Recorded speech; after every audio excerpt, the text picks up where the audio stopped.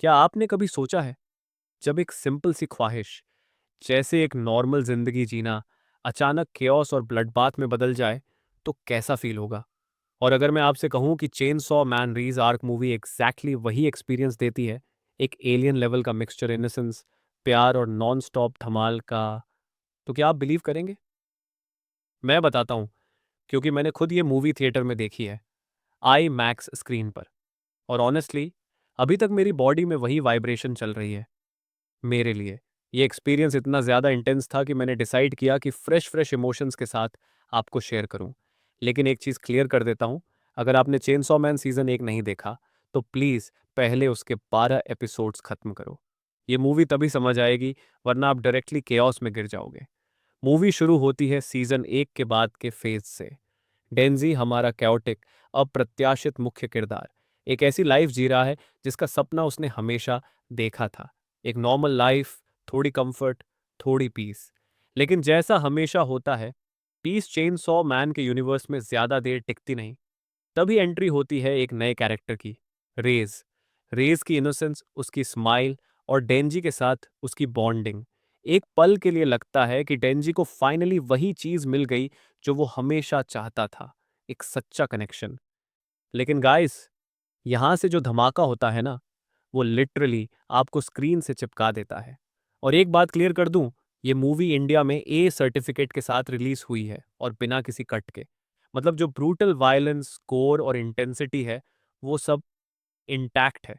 अगर आपको लगा कि डीमन स्लेयर या जुजुत्सु काइसन ने इंटेंस एक्शन दिखाया, तो chainsaw man is on another level. अब ये मूवी स्टार्ट में थोड़ा सा टाइम लेती है सेटअप के लिए।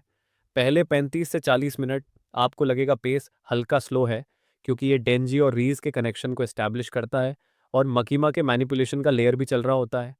शायद कुछ लोग इसको ड्रैग बोलेंगे, लेकिन ऑनेस्टली मेरे लिए ये बिल्डअप ज़रूरी था।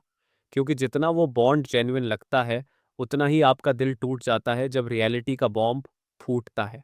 और फिर भाई साहब, एक बार जो एक्शन मोड स्टार्ट होता है ना, वो मूवी लिटरली एक सेकंड के लिए भी ब्रेक नहीं लगाती। सीन पर सीन, फाइट पर फाइट, नॉन स्टॉप कार्नेज। मैं सच बताऊं, एक पॉइंट पे तो मैं अपनी सीट में लिटरली मेल्ट हो रहा था। स्क्रीन पर इतना केओस था कि आंख ब्लिंक करने का भी टाइम नहीं मिल रहा था।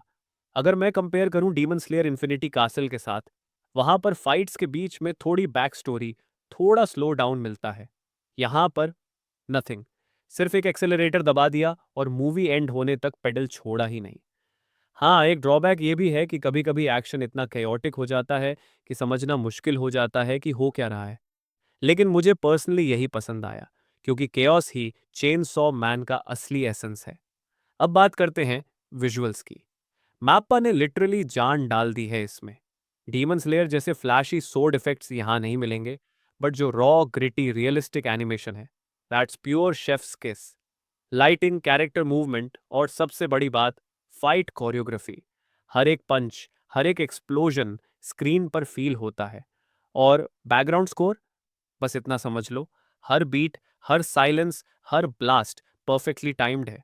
रेज का कैरेक्टर मेरे लिए मूवी का हार्ट है, क्योंकि उसके थ्रू डेंजी का वल्नरेबिलिटी और उसका एक सॉफ्टर साइड समझने को मिलता है। और माकिमा का silent manipulation in the background, वो तो एक अलग ही लेवल की टेंशन क्रिएट करता है। मूवी खत्म होने के बाद मैं लिटरली थिएटर से हिल नहीं पा रहा था। ऐसा लग रहा था कि मैंने एक रोलर कोस्टर राइड कंप्लीट की है, जो मुझे इमोशनल और फिजिकल दोनों तरह से एग्जॉस्ट कर गई। और ऑनेस्टली, मेरे लिए ये डीमन स्लेयर से ज़्यादा इम्पैक्टफुल लगी, क्योंकि इसमें कहानी छोटी है, क्रिस्प है और एकदम डायरेक्टली दिल को टारगेट करती है। ऑफ कोर्स, सबको ये ओपिनियन शेयर करना ज़रूरी है। कुछ लोग कहेंगे डीमन स्लेयर ज़्यादा पॉलिश्ड और इजी टू फॉलो है। बिल्कुल सही। लेकिन अगर आप एक रॉ, केओटिक और अनप्रिडिक्टेबल एक्सपीरियंस चाहते हो, chainsaw man Reze movie is perfection. तो सिंपल सी बात, अगर आपके सिटी के थिएटर में ये लगी है, डोंट मिस इट। फ्रेंड्स के साथ जाओ, डेंजी की शायद एकमात्र ट्रू लव स्टोरी का विटनेस बनो, और उसके साथ वो डिस्ट्रक्शन भी झेलो जो आपको लिटरली हिला कर रख देगा।